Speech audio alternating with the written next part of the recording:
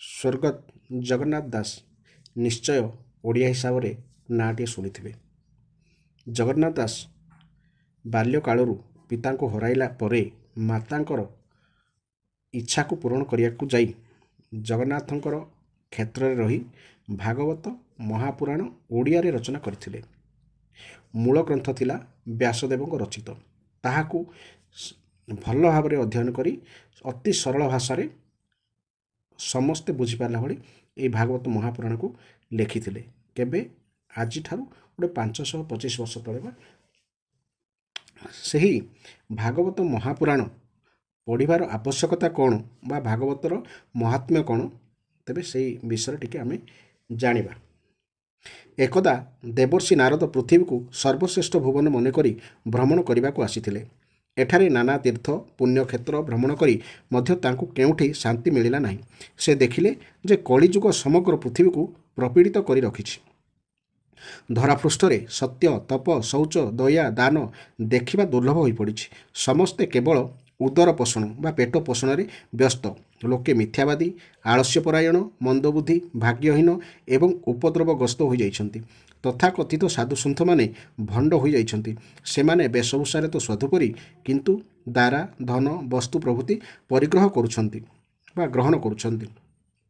ଘରେ ଘରେ ନାରୀମାନଙ୍କର ଆଧିପତ୍ୟ। ଶାଳକ ହିଁ ଗୃହସ୍ୱାମୀର ମୁଖ୍ୟ ପରାମର୍ଶଦାତା। ମହାତ୍ମାମାନଙ୍କ ଆଶ୍ରମ ଉପରେ ଓ ତୀର୍ଥସ୍ଥଳମାନଙ୍କରେ ବିଧର୍ମୀମାନଙ୍କ ଦୌରାତ୍ମ୍ୟ। ସବୁକିଛି ଧାର୍ମିକ ପରମ୍ପରା ବଦଳି ଯାଇଛି ପୃଥିବୀରେ। ଏତାଦୃଶ କଳି ପ୍ରପୀଡ଼ିତ ଧରାଧାମରେ ଭ୍ରମଣ କରୁ କରୁ ସେ ଯାଇ ଯମୁନା ତଟରେ ପହଞ୍ଚିଲେ। ସେଠାରେ ସେ ଗୋଟିଏ ଆଶ୍ଚର୍ଯ୍ୟଜନକ ଦୃଶ୍ୟ ଦେଖିଲେ। ଜଣେ ଅତି ସୁନ୍ଦରୀ ଯୁବତୀ ଅଚେତ ଅବସ୍ଥାରେ ଶୋଇଥିବା 2 ଜଣ କ୍ଷଣକାୟ ବୁଦ୍ଧ ପୁରୁଷଙ୍କ ନିକଟରେ ଅତି ଦୁଃଖିତ ମନରେ ବସିଛି ଏବଂ ସେ ଦୁହିଁଙ୍କ ଚେତା ଫେରାଇ ଆଣିବାକୁ ଉଦ୍ୟମ କରୁଛି। ଅଥଚ ସେ ଦୁହେଁ ଏତେ କୃଶ ହୋଇଯାଇଛନ୍ତି ଯେ ଉଠିବାକୁ ଅସମର୍ଥ। ତରୁଣୀର ଚତୁଃପାର୍ଶ୍ୱରେ ଅନେକ ନାରୀ ବ୍ୟଞ୍ଜନ ଇତ୍ୟାଦି ଧରି ସେବା କରୁଛନ୍ତି। ଏଭଳି ଦୃଶ୍ୟରେ କୁତୂହଳୀ ହୋଇ ସେଠାରେ ଉପସ୍ଥିତ ହେବାରୁ ତରୁଣୀର ନିରାଶ ମନରେ କିଞ୍ଚିତ୍ ଆଶା ସଞ୍ଚାର ହେଲା ଏବଂ ସେ ନାରଦଙ୍କୁ ସମସ୍ତଙ୍କର ପରିଚୟ ଦେଲା।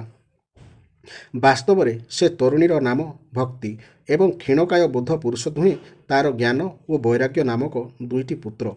ନାରୀ ରୂପରେ ବିଦ୍ୟମାନା ଗଙ୍ଗା ଇତ୍ୟାଦି ନଦୀମାନଙ୍କ ଦ୍ୱାରା ସେବିତା ହୋଇ ମଧ୍ୟ ଭକ୍ତିକୁ ସୁଖ ଶାନ୍ତି ମିଳୁନଥିଲା। ଭକ୍ତି ନିଜର ବୃତ୍ତାନ୍ତ ଶୁଣାଇ କହିଲା, ମୁଁ ଦ୍ରାବିଡ଼ ଦେଶରେ ଜନ୍ମ ହୋଇ କର୍ଣ୍ଣାଟକରେ ବଢ଼ିଲି ଏବଂ ମହାରାଷ୍ଟ୍ରରେ ଅତ୍ରତତ୍ର ସମାନିତା ହେଲି। ମାତ୍ର ଗୁଜରାଟରେ ମୋତେ ଜରାବସ୍ଥା ଆକ୍ରମଣ କଲା।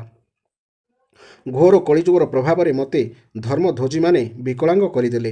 ମୁଁ ଏବଂ ମୋ 2 ପୁତ୍ର ଦୁର୍ବଳ ଓ ନିସ୍ତେଜ ହୋଇ ବୃନ୍ଦାବନ ଚାଲି ଆସିଲୁ।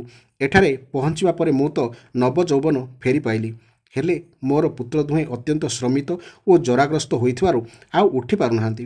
ଏମାନଙ୍କୁ ଛାଡ଼ି ମୁଁ ଅନ୍ୟତ୍ର ଯିବି ବା କେମିତି?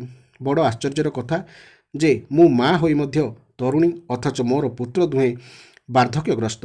ଆପଣ ତ ଖୁବ୍ ବୁଦ୍ଧିମାନ ଓ ଯୋଗନିଧି। ଦୟାକରି ମୋତେ ଏହି ବିପରୀତ ଘଟଣାର କାରଣ କ'ଣ କୁହନ୍ତୁ।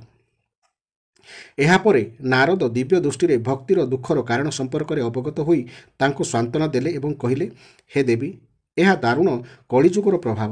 ଏତେ ସଦାଚାର, ତପ, ଯୋଗମାର୍ଗ ସବୁକିଛି ଲୁପ୍ତ ହୋଇଗଲାଣି। ଲୋକେ ଅତ୍ୟନ୍ତ ଶଠ ଓ ଦୁଷ୍କର୍ମରତ ହୋଇ ଘୋର ପାପମାନ କରିବାକୁ ପଶ୍ଚାତ୍ପଦ ହେଉନାହାନ୍ତି। ଜଗତରେ ସତ୍ପୁରୁଷମାନେ ଦୁଃଖ କଷ୍ଟ ପାଉଛନ୍ତି, ଅଥଚ ଦୁଷ୍ଟ ଲୋକେ ଅତି ସୁଖରେ ତଥା ବିଳାସ ବ୍ୟସନରେ କାଳତିପାତ କରୁଛନ୍ତି। ପୃଥିବୀ ବର୍ତ୍ତମାନ ବାସୁକି ପାଇଁ ଭାର ସ୍ୱରୂପ ହୋଇଗଲାଣି। ଧରାପୃଷ୍ଠରେ କେଉଁଠି ହେଲେ ଆଉ ମଙ୍ଗଳର ଲକ୍ଷଣ ଦିଶୁନାହିଁ। ବ୍ରାହ୍ମଣମାନେ ଧନଲୋଭରେ ଘର ଘର ବୁଲି ଭାଗବତ ଚର୍ଚ୍ଚା କରୁଛନ୍ତି। ତୀର୍ଥସ୍ଥଳରେ ବହୁ ସଂଖ୍ୟାରେ ନାସ୍ତିକ, ଭଣ୍ଡ ଓ ଦୁଷ୍କର୍ମରତ ଲୋକେ ନିବାସ କରୁଛନ୍ତି। ଲୋକେ କାମ, କ୍ରୋଧ ଓ ଲୋଭର ବଶବର୍ତ୍ତୀ ଓ ଅସନ୍ଦୋଚଚିତ ହୋଇଯିବାରୁ ଧ୍ୟାନ ଯୋଗର ଫଳ ମଧ୍ୟ ମିଳୁନାହିଁ। ପଣ୍ଡିତମାନେ ମୁକ୍ତିର ପନ୍ଥାକୁ ଭୁଲି କେବଳ ସ୍ତ୍ରୀ ସଙ୍ଗ କରିବାରେ ପ୍ରବୀଣ ହୋଇଗଲେଣି। ବୈଷ୍ଣବ ଲକ୍ଷଣ ମଧ୍ୟ କେଉଁଠି ଦେଖିବାକୁ ମିଳୁନାହିଁ। ଏହିପରି ଅସଂଖ୍ୟ ଦୁର୍ଗୁଣ ଓ ଦୁରାଚାର ହେତୁ ଧରଣୀର ଦୟନୀୟ ରୂପକୁ ଆଉ ଆଖିରେ ଦେଖି ହେଉନାହିଁ। ଏ କଳିକାଳରେ ତୁମେ ମା ପୁଅକୁ ଆଉ କେହି ପଚାରୁନାହାନ୍ତି। ଘୋର ବିଷୟାସକ୍ତିର ନିମଗ୍ନ ଲୋକଙ୍କ ଦ୍ୱାରା ଉପେକ୍ଷିତ ହୋଇ ତୁମେ ଜରାଗ୍ରସ୍ତ ହୋଇଯାଇଥିଲ। ଏବେ ଏହି ଭକ୍ତିପୂର୍ଣ୍ଣ ବୃନ୍ଦାବନ ଧାମରେ ପହଞ୍ଚିବା ପରେ ତୁମେ ତ ନବଯୌବନ ଫେରି ପାଇଲ, କିନ୍ତୁ ତୁମର 2 ପୁତ୍ର ଜ୍ଞାନ ଓ ବୈରାଗ୍ୟଙ୍କୁ ଏଠି କେହି ପଚାରୁନାହାନ୍ତି। ତେଣୁ ଏ ଦୁହେଁ ଅତ୍ୟନ୍ତ ଜର୍ଜର ଅବସ୍ଥା ପ୍ରାପ୍ତ ହେଲେଣି। ତଥାପି ତୁମେ ଚିନ୍ତା କର ନାହିଁ, ଭଗବାନଙ୍କ ପାଦପଦ୍ମକୁ ସ୍ମରଣ କର, ନିଶ୍ଚୟ ତୁମର ଦୁଃଖ ଦୂର ହୋଇଯିବ। ତୁମେ ତ ଭଗବାନଙ୍କର ପ୍ରାଣବଲ୍ଲଭା।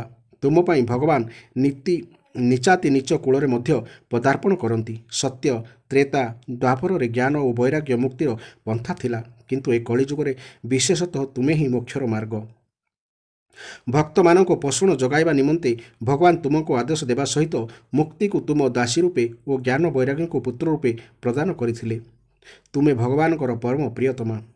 ତେଣୁ ଚିନ୍ତା ଛାଡ଼, ମୁଁ ତୁମ ପୁତ୍ରକୁ ନବଯୌବନ ଦେବା ପାଇଁ ନିଶ୍ଚୟ କିଛି ଉପାୟ କରିବି। ମୁଁ ଘରେ ଘରେ ତୁମକୁ ପ୍ରତିଷ୍ଠିତ କରିଦେବି। ଭକ୍ତି ସମ୍ପର୍କିତ ମହୋତ୍ସବ ଦ୍ୱାରା ମୁଁ ଅନ୍ୟ ସମସ୍ତ ଧର୍ମ ତୁଳନାରେ ତୁମକୁ ଯଦି ବହୁଳ ପ୍ରଚାରିତ କରି ନ ଦେଇଛି, ତେବେ ମୁଁ ଶ୍ରୀହରିଙ୍କର ଦାସ ନୁହେଁ। ନାରଦଙ୍କ ମୁଖର ଏତାଦୃଶ ଆଶ୍ୱସ୍ତି ବଚନ ଶୁଣି ଭକ୍ତିଦେବୀ ତାଙ୍କୁ ବହୁ ପ୍ରଶଂସା କଲେ ଏବଂ ପୁତ୍ରମାନଙ୍କ ଚେତା ଫେରାଇ ଆଣିବାର ଉପାୟ କରିବାକୁ ଅନୁରୋଧ କଲେ। ଦୟାଳୁ ନାରଦ ଦୁହିଁଙ୍କୁ ଉଠାଇବାକୁ ବହୁ ଚେଷ୍ଟା କଲେ। ସେମାନଙ୍କ କାନ ପାଖରେ ବେଦ ବେଦାନ୍ତ ଉଚ୍ଚାରଣ କଲେ ଏବଂ ବାରମ୍ବାର ଗୀତା ପାଠ କଲେ। ଏହା ଶୁଣି ସେମାନେ ଯତ୍ପର ନାସ୍ତି ଚେଷ୍ଟା କରି କରି ଉଠି ବସିଲେ ସତ, କିନ୍ତୁ ଆଖି ଖୋଲି ଚାହିଁ ପାରିଲେ ନାହିଁ ଏବଂ ଆଳସ୍ୟ ହେତୁ ବାରମ୍ବାର ହାଇ ମାରି ପୁଣି ଶୋଇପଡ଼ିଲେ। ନାରଦ କିଂକର୍ତ୍ତବ୍ୟମୂଢ଼ ହୋଇ ଭଗବାନଙ୍କୁ ସ୍ମରଣ କଲେ। ତତ୍କ୍ଷଣାତ୍ ଶୂନ୍ୟବାଣୀ ହେଲା, ହେ ଦେବର୍ଷି, ମନ ଦୁଃଖ କର ନାହିଁ। ତୁମ ଉଦ୍ୟମ ନିଶ୍ଚୟ ସଫଳ ହେବ, କିନ୍ତୁ ତୁମକୁ ଗୋଟିଏ ସତ୍କର୍ମ କରିବାକୁ ପଡ଼ିବ। ସେ ସତ୍କର୍ମ କ'ଣ, ତାହା ମହାନୁଭାବ ସନ୍ଥ ଶିରୋମଣି ବୁଝାଇ ଦେବେ। ସେହି ସତ୍କର୍ମ ଅନୁଷ୍ଠାନ କରିବା ମାତ୍ରେ ଏମାନଙ୍କ ନିଦ୍ରା ଓ ବାର୍ଦ୍ଧକ୍ୟ ଅପସରିଯିବ ଏବଂ ସର୍ବତ୍ର ଭକ୍ତିର ପ୍ରସାର ହେବ। ଦେବର୍ଷି ନାରଦ ଶୁଣି ଏକ ନୂତନ ପ୍ରହେଳିକାରେ ପଡ଼ିଗଲେ। ଶୂନ୍ୟବାଣୀ କଥିତ ସତ୍କର୍ମର ଗୂଢ଼ ଅଭିପ୍ରାୟ କ'ଣ ଓ ସେଭଳି ସନ୍ଥ କେଉଁଠି ମିଳିବେ, ଏ ବିଷୟରେ ସେ କିଛି ସ୍ପଷ୍ଟ ନିର୍ଣ୍ଣୟରେ ପହଞ୍ଚି ପାରିଲେ ନାହିଁ। ପରିଶେଷରେ ସେ ଜ୍ଞାନ ଓ ବୈରାଗ୍ୟଙ୍କୁ ଛାଡ଼ି ନାନା ତୀର୍ଥ ଭ୍ରମି ଭ୍ରମି ମୁନି ଋଷିମାନଙ୍କୁ ଶୂନ୍ୟବାଣୀର ମର୍ମ ପଚାରିଲେ, କିନ୍ତୁ ସବୁଠାରେ ସେ ନୈରାଶ୍ୟଜନକ ଉତ୍ତର ପାଇଲେ। ସ୍ୱୟଂ ଯୋଗୀରାଜ ନାରଦ ଯେଉଁଠି ଭ୍ରମିତ, ପୁଣି ଅନ୍ୟ କିଏ ବା କ'ଣ ନିର୍ଣ୍ଣୟ ନେବ? ଏହାପରେ ସେ ତପ କରିବା ପାଇଁ ମାନସରେ ବଦ୍ରିକାରେ ଉପସ୍ଥିତ ହେବା ସମ୍ବନ୍ଧରେ ହଠାତ୍ ତାଙ୍କୁ କୋଟି ସୂର୍ଯ୍ୟ ସମ ଦେଦୀପ୍ୟମାନ ସନକାଦି ଚାରି ଭ୍ରାତାଙ୍କ ଦର୍ଶନ ମିଳିଲା। ତାଙ୍କ ଦର୍ଶନରେ ନାରଦ ନିଜକୁ ଧନ୍ୟ ମନେକରି ତାଙ୍କ ନିକଟରେ ବିନୀତ ଭାବରେ ନିଜର ସମସ୍ୟା ଉପସ୍ଥାପିତ କରି କହିଲେ, ଭକ୍ତି ଜ୍ଞାନ ଓ ବୈରାଗୀଙ୍କ ଦୁରବସ୍ଥାର ପ୍ରତିକାର ସ୍ୱରୂପ ଶୂନ୍ୟବାଣୀ ଯେଉଁ ଉପାୟ କହିଲା, ତାହା କ'ଣ ଏବଂ ସେମାନଙ୍କୁ ଜଗତରେ କିପରି ପୁନଃ ପ୍ରତିଷ୍ଠିତ କରାଯାଇପାରିବ? ସନକାଦି ମୁନିଜନ ମାନେ ଆଶ୍ୱାସନା ଦେଇ କହିଲେ, ହେ ଦେବର୍ଷି, ଆପଣ ଚିନ୍ତା କରନ୍ତୁ ନାହିଁ। ସେମାନଙ୍କ ପୁନର୍ଜାଗରଣ ନିମନ୍ତେ ଗୋଟିଏ ଅତି ସରଳ ଉପାୟ ଅଛି। ଆପଣଙ୍କ ଭଳି ପରୋପକାରୀ ଭକ୍ତଙ୍କ ପକ୍ଷେ ଭକ୍ତିର ସ୍ଥାପନା ନିମନ୍ତେ ଏଭଳି ଉଦ୍ୟମ କରିବା କିଛି ଆଶ୍ଚର୍ଯ୍ୟଜନକ ଘଟଣା ନୁହେଁ। ଶୂନ୍ୟବାଣୀ ଯେଉଁ ସତ୍କର୍ମ କରିବାକୁ ସଂକେତ ଦେଇଥିଲା, ସେ ବିଷୟରେ ଆମେ କହୁଛୁ ଶୁଣନ୍ତୁ।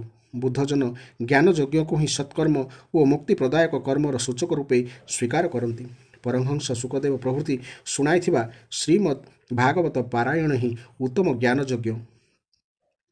ଭାଗବତ ଚର୍ଚ୍ଚା ଶୁଣିବା ମାତ୍ରେ ଭକ୍ତି ଜ୍ଞାନ ଓ ବୈରାଗ୍ୟଙ୍କ କଷ୍ଟ ଦୂର ହୋଇଯିବ ଏବଂ ଭକ୍ତିକୁ ଆନନ୍ଦ ମିଳିବ। ସିଂହ ଗର୍ଜନ ଶୁଣି ଗଧିଆ ପ୍ରଭୃତି ପଳାୟନ କରିବା ପରି ଶ୍ରୀମଦ୍ ଭାଗବତ ଧ୍ୱନିରେ ସମସ୍ତ କଳିଯୁଗୀୟ ଦୋଷ ବିନଷ୍ଟ ହୋଇଯିବ ଏବଂ ପ୍ରେମ ପ୍ରଦାୟିନୀ ଭକ୍ତି ତା ପୁତ୍ର ଜ୍ଞାନ ବୈରାଗ୍ୟ ସହିତ ଘରେ ଘରେ ସମସ୍ତଙ୍କ ହୃଦୟରେ ଆନନ୍ଦରେ ଅବସ୍ଥାପନ କରିବ। ଏହାପରେ ନାରଦ ତାଙ୍କ ହୃଦୟରେ ଉଦିତ ଅନ୍ୟତମ ସନ୍ଦେହକୁ ବ୍ୟକ୍ତ କରି କହିଲେ, ମୁଁ ବାରମ୍ବାର ବେଦାନ୍ତ ଧ୍ୱନି କଲି ଓ ଗୀତା ଶୁଣାଇଲି, ତଥାପି ସେମାନେ ଉଠିଲେ ନାହିଁ। ତେବେ ଭାଗବତ ଶ୍ରବଣ କରି କିପରି ଉଠିବେ? ଭାଗବତର ଛତ୍ରେ ଛତ୍ରେ ସେହିସବୁ ଶାସ୍ତ୍ରମାନଙ୍କର ହିଁ ତ ସାରାଂଶ ପୁରୀ ରହିଛି। ସନକାଦି କହିଲେ, ଯେପରି ବୃକ୍ଷର ଆମୂଳ ଚୂଳ ସର୍ବତ୍ର ରସ ପରିବ୍ୟାପ୍ତ ହୋଇଥିଲେ ମଧ୍ୟ କେବଳ ଫଳରୁ ହିଁ ତାହାକୁ ଆସ୍ୱାଦନ କରିହୁଏ, ଯେପରି କ୍ଷୀରରେ ଘିଅ ଅଦୃଶ୍ୟ ଥିଲେ ମଧ୍ୟ ତାହାକୁ ପୃଥକ୍ କରା ନ ଯିବା ପର୍ଯ୍ୟନ୍ତ ତାହାର ସ୍ୱତନ୍ତ୍ର ସ୍ୱାଦ ଜାଣି ହୁଏ ନାହିଁ ଏବଂ ଯେପରି ଆଖୁ ଗଛରେ ସର୍ବତ୍ର ମଧୁରତା ପରିବ୍ୟାପ୍ତ ଥିଲେ ମଧ୍ୟ ଶର୍କରାରେ ତାହାର ମଧୁରତା ପ୍ରକଟିତ ହୋଇଥାଏ, ଠିକ୍ ସେହିପରି ବେଦ ବେଦାନ୍ତରେ ସେହି ତତ୍ତ୍ୱ ପ୍ରତିପାଦିତ ହୋଇଥିଲେ ହେଁ ଭାଗବତର ଏକ ସ୍ୱତନ୍ତ୍ର ମର୍ଯ୍ୟାଦା ଅନସ୍ୱୀକାର୍ଯ୍ୟ। ଭାଗବତ ଶାସ୍ତ୍ର ବସ୍ତୁତଃ ବେଦତୁଲ୍ୟ। ବେଦ ବେଦାନ୍ତରେ ଉତ୍ତମ ରୂପେ ନିଷ୍ଠାତ ତଥା ଗୀତାର ରଚୟିତା ବ୍ୟାସଦେବ ଯେତେବେଳେ ଅଶାନ୍ତଚିତ ହୋଇ ଅଜ୍ଞାନ ସାଗରରେ ଉବୁଟୁବୁ ହେଉଥିଲେ, ସେତେବେଳେ ଆପଣ ହିଁ ତାଙ୍କୁ ଭାଗବତ ରଚନା କରିବାକୁ ଉପଦେଶ ଦେଇ ଚିନ୍ତା ଜାଲରୁ ମୁକ୍ତ କରିଥିଲେ। ପୁଣି ଏବେ ନିଜେ ସନ୍ଦେହ କରୁଛନ୍ତି କିପରି? ତେଣୁ ସେମାନଙ୍କ ଦୁଃଖ ଦୂର କରିବା ନିମନ୍ତେ ଭାଗବତ ଶୁଣାଇବାର ବ୍ୟବସ୍ଥା କରନ୍ତୁ। ଚିନ୍ତା ଦାବାନଳ ସନ୍ତପ୍ତ ନାରଦକୁ ସନକାଦିଙ୍କ ଶୀତଳ ବାଣୀବୃଷ୍ଟିରେ ଆଶ୍ୱସ୍ତି ମିଳିଲା ଏବଂ ସେ ପ୍ରେମ ଲକ୍ଷଣା ଭକ୍ତି ପ୍ରକାଶ କରିବାକୁ ନିବେଦନ କରି ସନକାଦିଙ୍କର ଶରଣାପନ୍ନ ହେଲେ।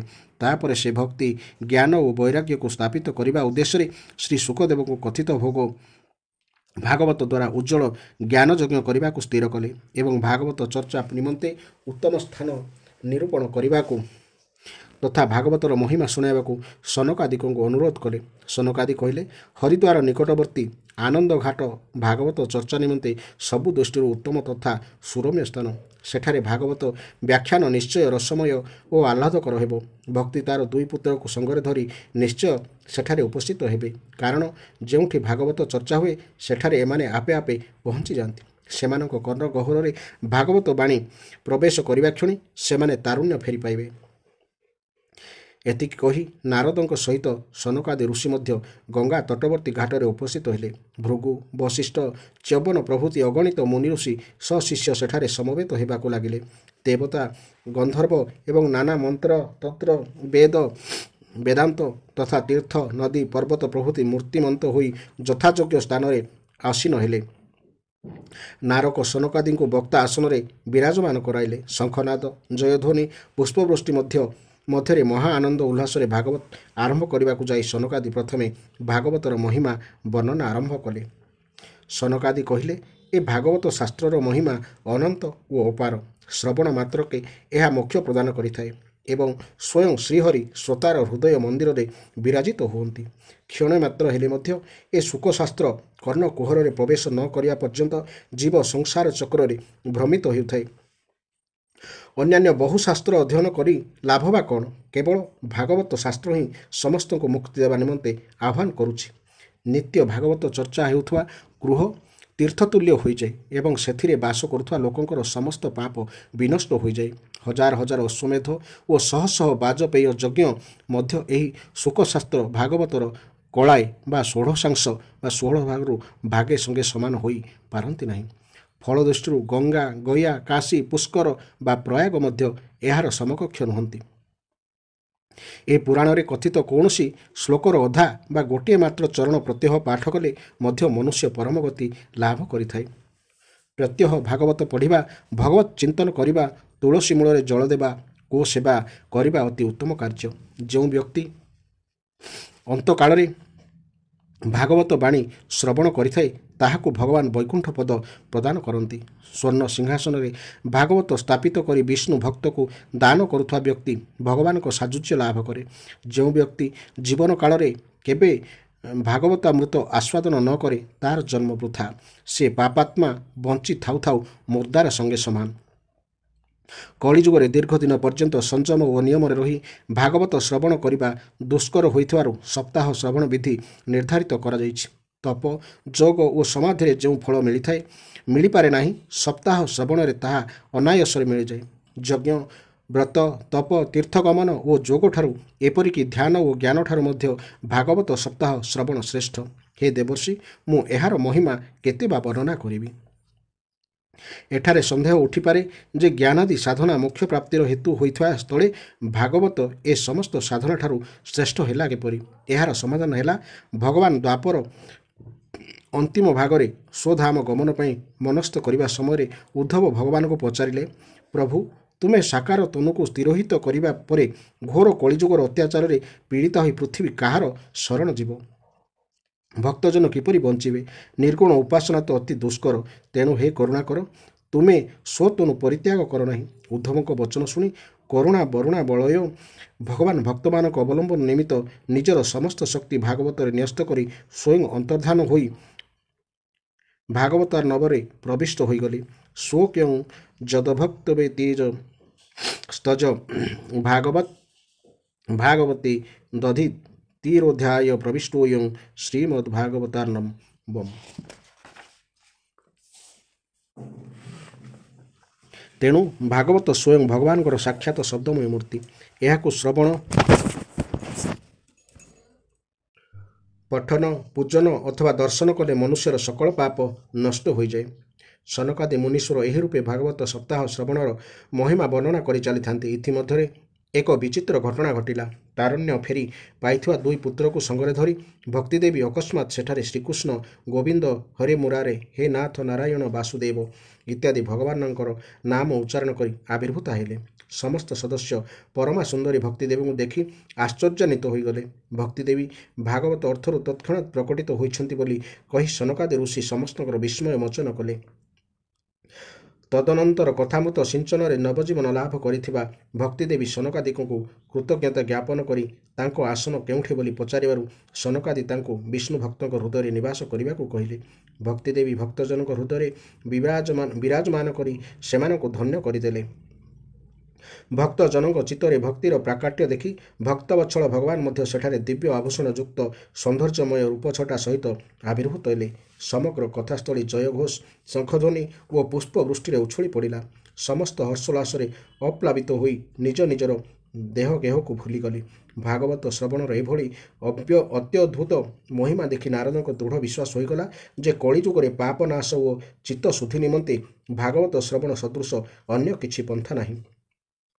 ତେଣୁ ସେ ସନକାଦିଙ୍କୁ ପଚାରିଲେ, ମୁନିବର, ଭାଗବତ ଶ୍ରବଣ କରି କେଉଁମାନେ ଭବବନ୍ଧନରୁ ମୁକ୍ତ ହୁଅନ୍ତି ଦୟାକରି ତାହା ପ୍ରକାଶ କରନ୍ତୁ। ନାରଦଙ୍କ ଭକ୍ତି ଶୁଣି ସନକାଦି କହିଲେ, ଯେଉଁମାନେ ଚୋରି, କପଟ, ବ୍ରହ୍ମହତ୍ୟା, ମଦ୍ୟପାନ, ଗୁରୁପତ୍ନୀ ଗମନ ପ୍ରଭୃତି ନାନା ପ୍ରକାର ପାପ କରିଥାନ୍ତି, ସେଭଳି ଘୋର ପାପୀମାନେ ମଧ୍ୟ ହୃଦୟର ସହ ଭାଗବତ ଶ୍ରବଣ କରି ମୁକ୍ତି ଲାଭ କରିପାରିବେ। ଏହାପରେ ସେ ଏକ ପ୍ରାଚୀନ ଆଖ୍ୟାନ ଶୁଣାଇଲେ, ଯେଉଁଥିରେ ଘୋର ପାପ ହେତୁ ପ୍ରେତତ୍ୱ ଲାଭ କରିଥିବା ଜଣେ ବ୍ରାହ୍ମଣ ପୁତ୍ରର ଉଦ୍ଧାର ବିଷୟ ବର୍ଣ୍ଣିତ। ଆଖ୍ୟାନଟି ଏହିପରି। ପ୍ରାଚୀନ କାଳରେ ତୁଙ୍ଗଭଦ୍ରା ନଦୀ ତଟରେ ଆତ୍ମଦେବ ନାମକ ଜଣେ ବ୍ରାହ୍ମଣ ବାସ କରୁଥିଲେ। ବ୍ରାହ୍ମଣ ଜନକ ବେଦଜ୍ଞ, ସୌତ ସ୍ମାର୍ତ କର୍ମରେ ନିପୁଣ ଏବଂ ଅତ୍ୟନ୍ତ ତେଜସ୍ୱୀ ଥିଲେ। ଧନୀ ହୋଇଥିଲେ ମଧ୍ୟ ସେ ଭିକ୍ଷାଜୀବୀ ଥିଲେ। ମାତ୍ର ତାଙ୍କ ପତ୍ନୀ ଧୁନ୍ଦୁଲି କୁଳିନା ଓ ସୁନ୍ଦରୀ ହୋଇଥିଲେ ମଧ୍ୟ ଖୁବ୍ ଜିଦଖୋର ଓ କ୍ରୂର ସ୍ୱଭାବର ତଥା କଳହା ପ୍ରିୟା ଥିଲା।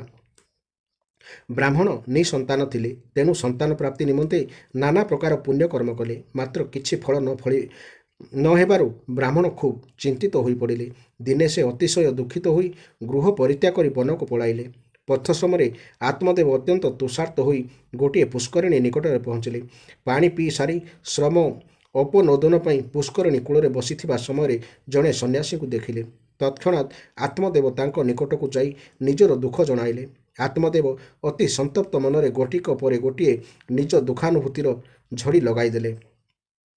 ସେ ଦୀର୍ଘଶ୍ୱାସ ଛାଡ଼ି କହିଲେ, ବାବା, ମୁଁ ପୂର୍ବଜନ୍ମ ସଞ୍ଚିତ ପାପର ପରିଣାମରେ ଭୋଗୁଥିବା ଦୁଃଖ ବିଷୟରେ କେତେ ବା ବର୍ଣ୍ଣନା କରିବି। ମୋ ଚିନ୍ତାଜନିତ ଉଷ୍ମ ଶ୍ୱାସରେ ଗରମ ହୋଇଯାଉଥିବା ଜଳାଞ୍ଜଳିକୁ ମୋ ପିତୃପୁରୁଷମାନେ ପାନ କରୁଛନ୍ତି। ଦେବତା ଓ ବ୍ରାହ୍ମଣମାନେ ମୋର କୌଣସି ଦ୍ରବ୍ୟ ପ୍ରସନ୍ନ ଚିତ୍ତରେ ଗ୍ରହଣ କରୁନାହାନ୍ତି। ସନ୍ତାନ ନଥିବାରୁ ମୁଁ ଏତେ ଦୁଃଖିତ ହୋଇପଡ଼ିଛି ଯେ ସାରା ଜଗତ ମୋତେ ଶୂନ୍ୟ ଶୂନ୍ୟ ଲାଗୁଛି। ଅତ୍ୟନ୍ତ ହତାଶ ହୋଇ ମୁଁ ପ୍ରାଣତ୍ୟାଗ କରିବା ପାଇଁ ଏଠାକୁ ଚାଲି ଆସିଛି। ଏଭଳି ସନ୍ତାନହୀନ ଜୀବନ ଦେଖି ଲାଭ କ'ଣ? ଏପରିକି ମୁଁ ଯେଉଁ ଗାଈଟିଏ ପାଳୁଛି ସେ ମଧ୍ୟ ବନ୍ଧ୍ୟା ହୋଇଯାଉଛି। ମୋ ଦ୍ୱାରା ରୋପିତ ବୃକ୍ଷ ମଧ୍ୟ ଫୁଲ ଫଳ ଧରୁନାହିଁ। ମୁଁ ଯଦି ଘରେ କିଛି ଫଳ ସାଇତି ରଖୁଛି ତାହା ମଧ୍ୟ ଖୁବ୍ ଶୀଘ୍ର ସଢ଼ିଯାଉଛି। ଏଭଳି ହତଭାଗ୍ୟ ଜୀବନକୁ କାହିଁକି ରଖିବି? ଏତିକି କହୁ କହୁ ବ୍ରାହ୍ମଣ କଇଁ କଇଁ ହୋଇ କାନ୍ଦିବାକୁ ଲାଗିଲେ। ତାଙ୍କ ଦୁଃଖ ଦେଖି ସନ୍ନ୍ୟାସୀ ମହାତ୍ମାଙ୍କ ହୃଦୟ କରୁଣାରେ ଦ୍ରବିତ ହୋଇଗଲା। ସେ ଯୋଗନିଷ୍ଠ ପୁରୁଷ ଥିବାରୁ ଆତ୍ମଦେବଙ୍କ କପାଳ ରେଖାରୁ ସମସ୍ତ ବୃତ୍ତାନ୍ତ ଜାଣିଗଲେ ଏବଂ କହିଲେ, ବିପ୍ରବର, ତୁମେ ସନ୍ତାନର ଆଶା ଛାଡ଼ିଦିଅ।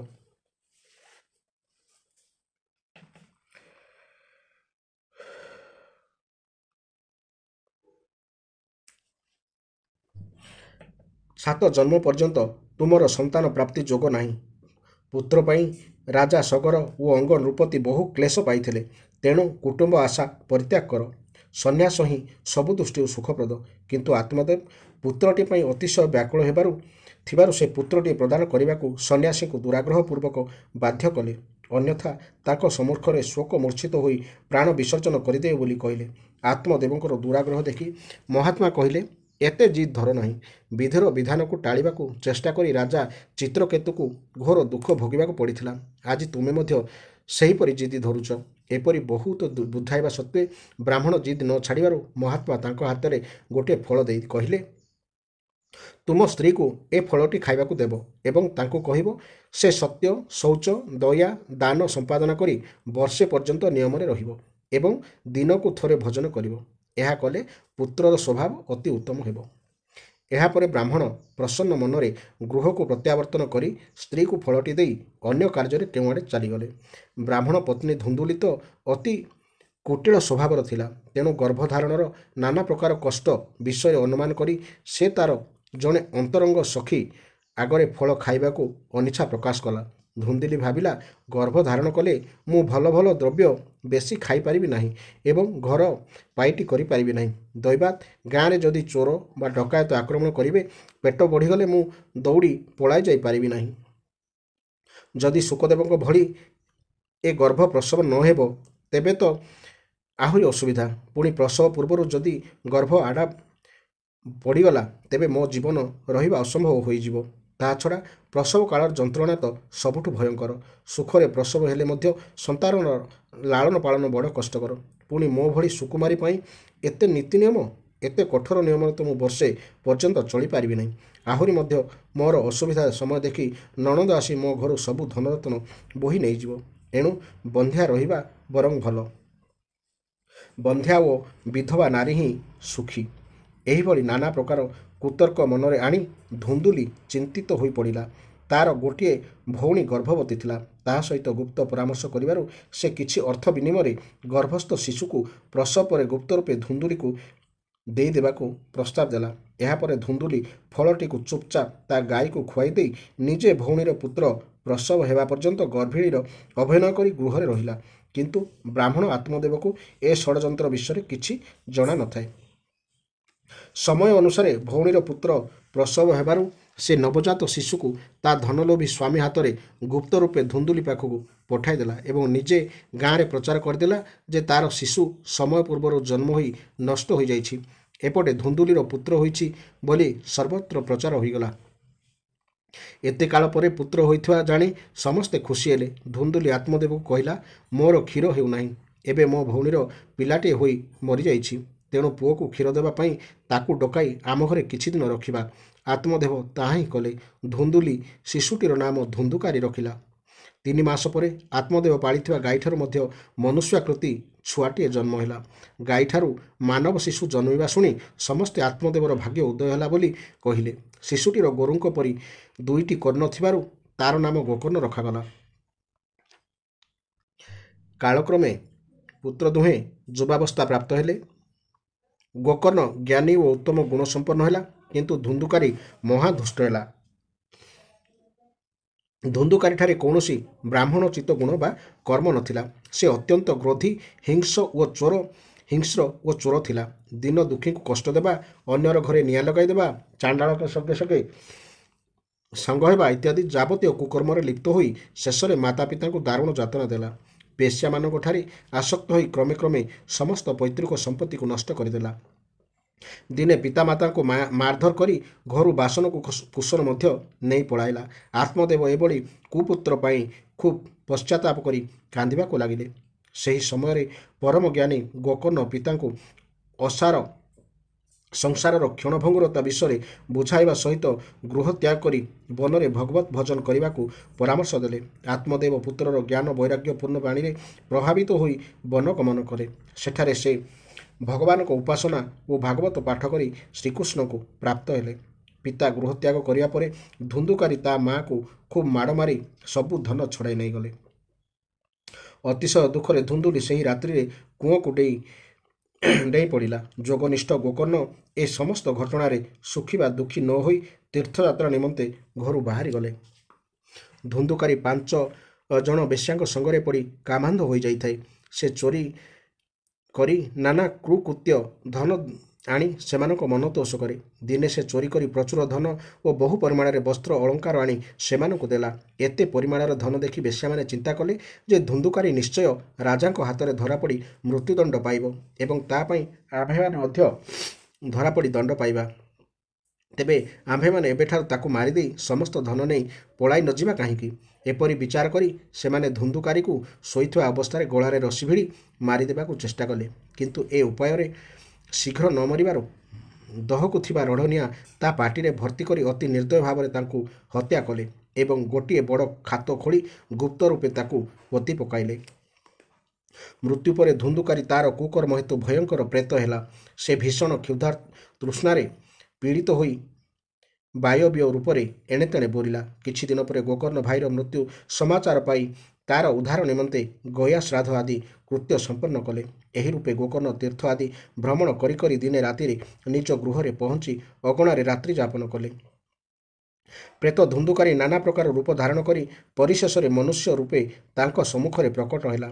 ଗୋକର୍ଣ୍ଣ ଧୁନ୍ଦୁକାରୀର ଦୁର୍ଗତି ବିଷୟ ଜାଣି ଆଶ୍ଚର୍ଯ୍ୟରେ ତାକୁ ସବୁ କଥା ପଚାରିବାରୁ ସେ ବ୍ୟାକୁଳ ହୋଇ କାନ୍ଦିବାକୁ ଲାଗିଲା। ତାର କହିବାର ଶକ୍ତି ନଥିଲା। ଗୋକର୍ଣ୍ଣ ଜଳ ଅଭିମନ୍ତ୍ରିତ କରି ତା ଉପରକୁ ଛାଟିଦେବାରୁ ତାକୁ ବାକ୍ଶକ୍ତି ପ୍ରାପ୍ତ ହେଲା ଏବଂ ସେ ଅତି ଦୁଃଖରେ ନିଜର କୁକର୍ମ ଓ ଦୁଃଖଦ ପରିଣତି ସମ୍ପର୍କରେ ବର୍ଣ୍ଣନା କଲା। ଶେଷରେ କହିଲା, ଗୋକର୍ଣ୍ଣ, ତୁ ତ ଦୟାର ସାଗର, ମୋତେ ଶୀଘ୍ର ଏହି ପ୍ରେତଜନିରୁ ଉଦ୍ଧାର କର। ଗୋକର୍ଣ୍ଣ କହିଲେ, ମୋତେ ଆଶ୍ଚର୍ଯ୍ୟ ଲାଗୁଛି ଯେ ଗୟା ଶ୍ରାଦ୍ଧ କରିବା ପରେ ମଧ୍ୟ ତୁମର ଉଦ୍ଧାର ହେଲା ନାହିଁ କିପରି? ପ୍ରେତ କହିଲା, ଶହ ଶହ ଗୟା ଶ୍ରାଦ୍ଧ କଲେ ମଧ୍ୟ ମୋର ଉଦ୍ଧାର ହେବା ଅସମ୍ଭବ। ତୁ ଆଉ କିଛି ଉପାୟ କର। ଗୋକର୍ଣ୍ଣ ଅନ୍ୟ କିଛି ଉପାୟ ଚିନ୍ତା କରିବେ ବୋଲି କହି ଆଶ୍ୱାସନା ଦେବାରୁ ପ୍ରେତ ତତ୍କ୍ଷଣାତ୍ ଅଦୃଶ୍ୟ ହୋଇଗଲା। ରାତି ସାରା ଗୋକର୍ଣ୍ଣ ଚିନ୍ତା କରି କରି ମଧ୍ୟ ତାଙ୍କୁ କୌଣସି ଉପାୟ ଦିଶିଲା ନାହିଁ। ଗୋକର୍ଣ୍ଣଙ୍କ ସହିତ ଦେଖା କରିବାକୁ ଆସିଥିବା ବଡ଼ ବଡ଼ ବିଦ୍ୱାନ ଓ ଯୋଗନିଷ୍ଠ ପୁରୁଷମାନେ ବହୁ ଶାସ୍ତ୍ର ଖୋଜାଖୋଜି କରି ମଧ୍ୟ ମୁକ୍ତିର ଆଉ କିଛି ଉପାୟ ପାଇଲେ ନାହିଁ। ଶେଷରେ ସର୍ବସମ୍ମତିକ୍ରମେ ଏହି ଉପାୟ ସ୍ଥିର କରାଗଲା ଯେ ସୂର୍ଯ୍ୟଦେବକୁ ପଚରାଯାଇ ତାଙ୍କ ନିର୍ଦ୍ଦେଶରେ ଯାହା କିଛି କରାଯିବ। ଗୋକର୍ଣ୍ଣ ସୂର୍ଯ୍ୟଦେବଙ୍କୁ ପ୍ରାର୍ଥନା କରିବାରୁ ସୂର୍ଯ୍ୟ ଭାଗବତ ସପ୍ତାହ ପାରାୟଣ କରିବାକୁ ପରାମର୍ଶ ଦେଲେ। ଗୋକର୍ଣ୍ଣ ଭାଗବତ ପାରାୟଣ ନିମନ୍ତେ ସମସ୍ତ ବ୍ୟବସ୍ଥା କଲେ ଏବଂ ଆୟୋଜନରେ ନାନା ସ୍ଥାନରୁ ଅନେକ ଶ୍ରୋତା ନିଜ ନିଜର ପାପ ପ୍ରକ୍ଷାଳନ କରିବା ନିମନ୍ତେ ଆସି ଉପସ୍ଥିତ ହେଲେ। ଗୋକର୍ଣ୍ଣ ନିଜେ ବ୍ୟାସ ପଦରେ ଅସୀନ ହୋଇ ଭାଗବତ ଶୁଣାଇଲେ। ସେହି ସମୟରେ ସେ ପ୍ରେତ ଅଦୃଶ୍ୟ ରୂପରେ ଆସି ନିଜର ଉପଯୁକ୍ତ ସ୍ଥାନ ଖୋଜିଲା। ସେଠାରେ ଥିବା ଏକ 7 ଗଣ୍ଠିଆ ବାଉଁଶ ଉପରେ ତା ଦୃଷ୍ଟି ପଡ଼ିବାରୁ ବାଉଁଶର ନିମ୍ନ ଭାଗରେ ଥିବା ଛିଦ୍ର ମଧ୍ୟରେ ପ୍ରବେଶ କରି ସେ ଭାଗବତ ଶୁଣିଲା। ପ୍ରତିଦିନ ଭାଗବତ ପାରାୟଣର ବିରତି ସମୟରେ ଏକ ବିଚିତ୍ର ଘଟଣା ଘଟେ। ସେହି ବାଉଁଶର ଗୋଟିଏ ଲେଖାଏଁ ଗଣ୍ଠି ପ୍ରତିଦିନ ଫାଟିଯାଏ। ସମ୍ପୂର୍ଣ୍ଣ ଭାଗବତ ଶ୍ରବଣ କରିବା ପରେ ସପ୍ତମ ଦିବସରେ ସପ୍ତମ ଗଣ୍ଠି ଫଟାଇ ପ୍ରେତତ୍ୱକୁ ମୁକ୍ତ ହୋଇ ଧୁନ୍ଦୁକାରୀ ଏକ ପରମ ଦିବ୍ୟ ସ୍ୱରୂପରେ ଆବିର୍ଭୂତ ହେଲା। ସେ ଗୋକର୍ଣ୍ଣକୁ ପ୍ରଣାମ କରି କହିଲା, ଭାଇ, ତୁମେ ଆଜି ମୋତେ ପ୍ରେତତ୍ୱରୁ ମୁକ୍ତ କଲ। ଧନ୍ୟ ଏ ଭାଗବତ କଥା, ଧନ୍ୟ ଏ ସପ୍ତାହ ପାରାୟଣ। ଭାଗବତ କଥା ଭଗବତ ଧାମ ପ୍ରଦାନ କରିଥାଏ। ସପ୍ତାହ ପାରାୟଣର ଆୟୋଜନ ହେଲେ ପାପମାନେ ଭୟରେ ଥରି ଉଠନ୍ତି। ମନ, ବଚନ, କର୍ମ ଦ୍ୱାରା ଯାହା କିଛି ଛୋଟ ବା ବଡ଼, ସଦ୍ୟ ବା ପୁରାତନ ପାପ ହୋଇଥାଏ, ସମସ୍ତ ପ୍ରକାର ପାପ ଭସ୍ମୀଭୂତ ହୋଇଯାଏ। ବିଦ୍ୱାନମାନେ ଦେବସଭାରେ କହିଛନ୍ତି ଯେ ଯେଉଁମାନେ ଭାରତବର୍ଷରେ ଜନ୍ମ ହୋଇ ଭାଗବତ ଶୁଣନ୍ତି ନାହିଁ, ସେମାନଙ୍କ ଜନ୍ମ ବୃଥା। ଭାଗବତ ଶ୍ରବଣ ବିନା ଏ ଶରୀରକୁ ଖୁବ୍ ହୃଷ୍ଟପୃଷ୍ଟ କରି ରଖି ଲାଭ କ'ଣ? ଏ ଶରୀର କେବଳ ଅସ୍ଥି ମାଂସର ବିକାର। ଅସ୍ଥିସ୍ତମ୍ଭଂ ସ୍ନାୟୁବଦ୍ଧଂ ମାଂସଶୋଣିତ ଲେପିତଂ ଚର୍ମାବନଧଂ ଦୁର୍ଗନ୍ଧଂ ପାତ୍ରଂ ମୂତ୍ର ପୁରୀଶୟୋଃ। ଅସ୍ଥିପୁଞ୍ଜ ହିଁ ଶରୀରର ଆଧାର ଏବଂ ଅସଂଖ୍ୟ ନାଡ଼ି ଓ ଶିରା ପ୍ରଶିରା ରୂପୀ ରଶ୍ମି ଦ୍ୱାରା ଏହା ନିବନ୍ଧିତ। ଏହା ଉପରେ ମାଂସ ଓ ରକ୍ତର ପ୍ରଲେପ ଦେଇ ଚର୍ମ ଦ୍ୱାରା ଢାଙ୍କି ଦିଆଯାଇଛି। ଏହାର ପ୍ରତ୍ୟେକ ଅଙ୍ଗରୁ ଦୁର୍ଗନ୍ଧ ବାହାରେ, କାରଣ ଏହା ଏକ ମଳମୂତ୍ରପୂର୍ଣ୍ଣ ଭାଣ୍ଡ। ପୁଣି ଏହା ନାନା କ୍ଲେଶ ଓ ବ୍ୟାଧିର ମନ୍ଦିର। ଏହା ନିରନ୍ତର ନାନା ଦୁଷ୍ଟୁର କାମନାରେ ସନ୍ତପ୍ତ ରହେ। ପୁଣି ଜଳ ବୁଦ୍ବୁଦ୍ ପରି ଏହା ଅତ୍ୟନ୍ତ କ୍ଷଣଭଙ୍ଗୁର। ଏଭଳି ଅନିତ୍ୟ ଦେହରେ ମନୁଷ୍ୟ ଅବିନାଶୀ ଫଳ ପାଇବାର ଉପାୟ କାହିଁକି ବା ନ କରୁଛି? ଭାଗବତ ସପ୍ତାହ ଶ୍ରବଣ କଲେ ଅତିଶୀଘ୍ର ଭଗବତ ପ୍ରାପ୍ତି ହୋଇଯାଏ। ଭାଗବତ ପ୍ରଭାବରେ ଯଦି ଜଡ଼ ଓ ଶୁଷ୍କ ବାଉଁଶରେ ଗଣ୍ଠି ମଧ୍ୟ ଫାଟିଯାଏ, ତେବେ ଚିତ୍ତର ଅଜ୍ଞାନ ଗ୍ରନ୍ଥି ଖୋଲିବା କେଉଁ ଆଶ୍ଚର୍ଯ୍ୟ ଅବା? ଭାଗବତ ସପ୍ତାହ ଶ୍ରବଣରେ ମନୁଷ୍ୟ ହୃଦୟରେ ଗ୍ରନ୍ଥି ଖୋଲିଯାଏ, ସମସ୍ତ ସଂଶୟ ଛିନ୍ନ ହୋଇଯାଏ ଏବଂ ସମସ୍ତ କର୍ମ କ୍ଷୀଣ ହୋଇଯାଏ। ଭିଦ୍ୟତେ ହୃଦୟ ଗ୍ରନ୍ଥି ଚ୍ଛିଦ୍ୟନ୍ତେ ସର୍ବସଂଶୟାଃ କ୍ଷୀୟନ୍ତେ ଚାସ୍ୟ କର୍ମାଣି ସପ୍ତାହ ଶ୍ରବଣେ କୃତେ। ଭାଗବତ କଥାରୂପୀ ତୀର୍ଥ ସଂସାର ରୂପୀ କର୍ଦ୍ଦମ ପ୍ରକ୍ଷାଳନ କରିବାରେ ଅତ୍ୟନ୍ତ ନିପୁଣ। ଏହା ହୃଦୟରେ ପ୍ରବିଷ୍ଟ ହେଲେ ମନୁଷ୍ୟର ମୁକ୍ତି ସୁନିଶ୍ଚିତ ବୋଲି ବୁଝିବା ଉଚିତ। ଧୁନ୍ଦୁକାରୀ ଏପରି କହୁ କହୁ ତା ପାଇଁ ଏକ ଦେଦୀପ୍ୟମାନ ଦିବ୍ୟ ବିମାନ ବୈକୁଣ୍ଠବାସୀ ପାର୍ଷଦଗଣଙ୍କ ସମେତ ଶୂନ୍ୟରୁ ଓହ୍ଲାଇଲା ଏବଂ ଧୁନ୍ଦୁକାରୀ ସେଥିରେ ଆରୋହଣ କଲା। ସମସ୍ତ ଶ୍ରୋତାଙ୍କ ପାଇଁ ବିମାନ ଆସି ନଥିବାରୁ ଗୋକର୍ଣ୍ଣ ବିସ୍ମୟରେ ପାର୍ଷଦଗଣଙ୍କୁ ପଚାରିଲେ, ଏଠାରେ ସମସ୍ତେ ଭାଗବତ ଶ୍ରବଣ କଲେ, ଅଥଚ ଏମାନଙ୍କ ପାଇଁ ବିମାନ ଆସିଲା ନାହିଁ କାହିଁକି? ଦୟାକରି ଏଭଳି ଫଳଭେଦର କାରଣ ମୋତେ ବୁଝାଇ କହନ୍ତୁ। ପାର୍ଷଦଗଣ କହିଲେ, ଶ୍ରବଣ ଭେଦ ହିଁ ଫଳଭେଦର କାରଣ। ସମସ୍ତେ ସମାନ ରୂପେ ଶ୍ରବଣ କରିଥିଲେ ମଧ୍ୟ ଧୁନ୍ଦୁକାରୀ ପରି ସମସ୍ତ ସ୍ଥିର ଚିତ୍ତରେ ଭାଗବତକୁ ମନନ କରିନାହାନ୍ତି। ଏ ପ୍ରେତ 7 ଦିନ ନିରାହାର ରହି ଅତ୍ୟନ୍ତ ନିବିଷ୍ଟ ଚିତ୍ତରେ ମନନ ଓ ନିନିଧ୍ୟାସନ ପୂର୍ବକ ଭାଗବତ ଶ୍ରବଣ କରିଥିଲେ। ଅମନୋଯୋଗରେ ଶ୍ରବଣ, ସନ୍ଦେହରେ ମନ୍ତ୍ର ଏବଂ ଚିତ୍ତ ବିକ୍ଷେପରେ ଜପର କୌଣସି ଫଳ ନାହିଁ। ବୈଷ୍ଣବହୀନ ବେଶ, ଅପାତ୍ରକୁ କରାଇବା ଶ୍ରାଦ୍ଧ ଭୋଜନ, ଅଶ୍ରୋତ୍ରିୟକୁ ଦିଆଯିବା ଦାନ ଏବଂ ଆଚାରହୀନ କୂଳ ବୃଥା ଅଟେ। ଗୁରୁ ବଚନରେ ବିଶ୍ୱାସ, ଦୈନ୍ୟଭାବ, ମନ ସଂଯମ, ଚିତ୍ତ ଏକାଗ୍ରତା ପ୍ରଭୃତି ନିୟମ ପାଳନ କରି ଶାସ୍ତ୍ର ଶ୍ରବଣ କଲେ ତାହାର ଯଥାର୍ଥ ଫଳ ମିଳେ। ଏମାନେ ଯଦି ଆଉ ଥରେ କେବେ ମନୋଯୋଗପୂର୍ବକ ଭାଗବତ ଶ୍ରବଣ କରନ୍ତି ତେବେ ଏମାନଙ୍କର ଉଦ୍ଧାର ହୋଇଯିବ। ତୁମ କଥା କ'ଣ ବା କହିବୁ? ତୁମର ତ ସ୍ୱୟଂ ଭଗବାନ ଆସି ଗୋଲୋକ ଧାମକୁ ନେଇଯିବେ। ଏହା କହି ପାର୍ଷଦଗଣ ହରିନାମ କୀର୍ତ୍ତନ କରି ବୈକୁଣ୍ଠକୁ ପ୍ରତ୍ୟାବର୍ତ୍ତନ କଲେ। ଗୋକର୍ଣ୍ଣ ଶ୍ରାବଣ ମାସରେ ପୁଣି ଭାଗବତ ସପ୍ତାହ ପାରାୟଣ କଲେ ଏବଂ ସମସ୍ତ ଶ୍ରୋତା ଦିବ୍ୟ ବିମାନରେ ପାର୍ଷଦମାନଙ୍କ ଦ୍ୱାରା ବେଷ୍ଟିତ ହୋଇ ବୈକୁଣ୍ଠକୁ ଗଲେ। ସ୍ୱୟଂ ଭଗବାନ ଆନନ୍ଦରେ ପଞ୍ଚଜନ୍ୟ ଶଙ୍ଖ ବଜାଇଲେ ଏବଂ ଗୋକର୍ଣ୍ଣକୁ ଆଲିଙ୍ଗନ କରି ନିଜ ତୁଲ୍ୟ କରିଦେଲେ। ସେହି ଗ୍ରାମରେ ରହୁଥିବା କୁକୁର, ଚାଣ୍ଡାଳ ପ୍ରଭୃତି ସମସ୍ତ ଜୀବ ଗୋକର୍ଣ୍ଣଙ୍କ କୃପାରୁ ଭଗବତ ଧାମ ପ୍ରାପ୍ତ ହେଲେ, ଯାହା ଯୋଗୀଜନଙ୍କ ପାଇଁ ମଧ୍ୟ ଦୁର୍ଲଭ। ଏହିପରି ଗୋକର୍ଣ୍ଣ ଉପାଖ୍ୟାନ ବର୍ଣ୍ଣନା କରିସାରି ସନକାଦି କହିଲେ, ଦେବର୍ଷି ନାରଦ, ସପ୍ତାହ ଶ୍ରବଣ ଦ୍ୱାରା ଯେଉଁ ଉଜ୍ଜ୍ୱଳ ଫଳ ସଞ୍ଚିତ ହୋଇଥାଏ ଆମେ ତାହା କେତେ ବା ବର୍ଣ୍ଣନା କରିବୁ। ଯେଉଁମାନେ କେବଳ ଗୋକର୍ଣ୍ଣଙ୍କ ଭାଗବତ କଥାମୃତରୁ ଗୋଟିଏ ଅକ୍ଷର ମଧ୍ୟ କର୍ଣ୍ଣପୁଟରେ ପାନ କରିଥିଲେ ସେମାନେ ମଧ୍ୟ ପୁନଃ ଜନନୀ ଜଠରକୁ ଆସିଲେ ନାହିଁ। ଦୀର୍ଘକାଳ କଠୋର ତପସ୍ୟା ଓ ଯୋଗାଭ୍ୟାସ ଦ୍ୱାରା ଯେଉଁ ଗତି ଦୁର୍ଲଭ ତାହା ସପ୍ତାହ ଶ୍ରବଣରେ ଅତି ସହଜରେ ପ୍ରାପ୍ତ ହୋଇଥାଏ। ଏ ପରମ ପବିତ୍ର ଇତିହାସକୁ ମୁନୀଶ୍ୱର ଶାଣ୍ଡିଲ୍ୟ ଚିତ୍ରକୂଟରେ ବ୍ରହ୍ମାନନ୍ଦରେ ମଗ୍ନ ହୋଇ ପାଠ କରନ୍ତି। ଏହା ଶ୍ରାଦ୍ଧ ସମୟରେ ପାଠ କଲେ ପିତୃଗଣ ତୃପ୍ତ ହୁଅନ୍ତି ଏବଂ ନିତ୍ୟ ପାଠ କଲେ ମୋକ୍ଷ ପ୍ରାପ୍ତି ହୁଏ।